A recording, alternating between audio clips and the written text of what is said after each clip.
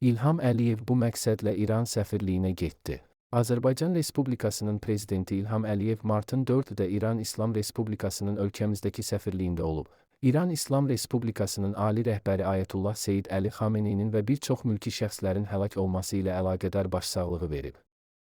Axar Az xəbər verir ki, İran İslam Respublikasının ölkəmizdəki səfiri Müctəba Dəmirçilu dövlətimizin başçısını qarşıladı. Azərbaycan prezidenti matəm kitabına ürək sözlərini yazdı. Sonra dövlətimizin başçısı səfirlə söhbət etdi.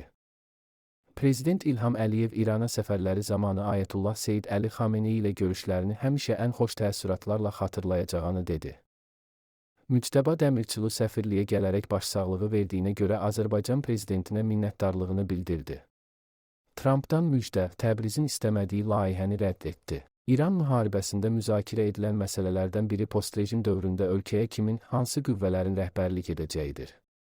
ABŞ-ın planı, rejimi tamamilə sıradan çıxarmaq və hakimiyyəti xalqa vermək istəyi fonunda da bu xüsusilə aktuallaşıb.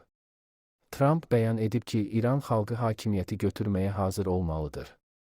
Hərçənd, xalqın içindən çıxan lider hələ də yoxdur. İstər bir neçə il öncə baş verən hicab aksiyasında, istərsə bu ilin yanvar ayında dəhşətli qırğınlarla yadda qalan etirazlarda önə çıxan fiqur olmadı. Bu vəziyyət postrejim İranına kimin rəhbərlik edəcəyi məsələsində boşluq yaradıb. İranda hakimiyyətə qayıtmaq istəyən Şahın oğlu Rza Pəhləvinin bu boşluqdan istifadə etməyə çalışdığı müşahidə edilir.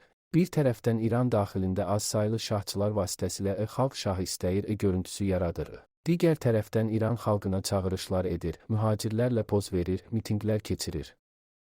Şahın oğlunun əsas hədəfi postrejim İranının idarəçiliyində ABŞ-ın dəstəyini qazanmaqdır. Vaşinqtonda Pəhləvinin namizədliyinə münasibət əvvəldən soyuq olub.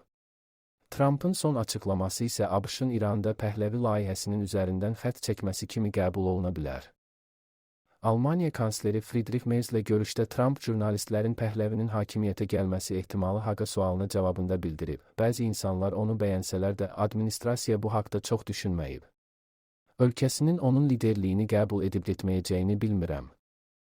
ABŞ prezidenti əlavə edib ki, hakimiyyət dəyişikliyindən sonra İrana ölkə daxilində populyar olan mütədil bir şəxs rəhbərlik edə bilər. Trump postrejim İranına rəhbərlik edəcək şəxsin kimliyini konkretləşdirməsə də, potensial namizədlə bağlı açıq mesaj verib. Pəhləvinin İrana rəhbərlik etməsi ABŞ-ın planına daxil deyil. İranı ölkə daxilində xalqın dəstəklədiyi mütədil lider idarə edə bilər. Vaşinqtonda anlayırlar ki, Pəhləvinin özü ətrafında yaratdığı yeganə lider əfsanəsi reallığa söykənmir. İran xalqı şahın zülmlərini unutmayıb, hazırda etiraz etdikləri mövcud rejimi də bu zülmdən xilas olmaq üçün gətirmişdi. Bununla yanaşı, İranın gələcəyində həlledici mövqeyə sahib olan Azərbaycanlılar başda olmaqla müxtəlif etnik qruplar da Pəhləvinin onunla birlikdə şah zülmünün qayıtmasını istəmir.